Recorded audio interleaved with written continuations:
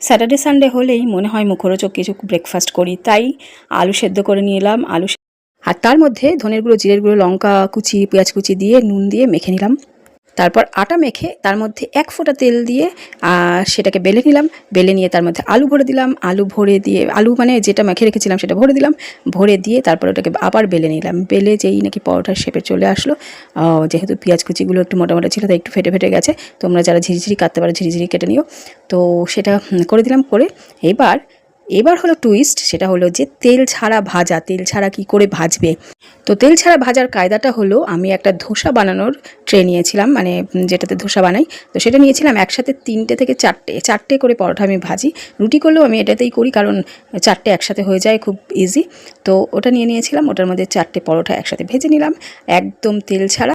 এইবার যারা যারা বাটার খেতে চাও তারা তারা বাটার দিয়ে খেতে পারো, এছাড়া একটু ঘি দিয়েও খেতে পারো, আর তাছাড়া শুকনোও খেতে পারো, কারণ এটা শুকনো খেতেও টেস্টি লাগবে। তো আচার দিয়ে enjoy your Saturday and Sunday. Okay, tata, bye bye, দেখা হচ্ছে পরের ভিডিওতে। ততক্ষণের জন্য ভালো থেকো সবাই।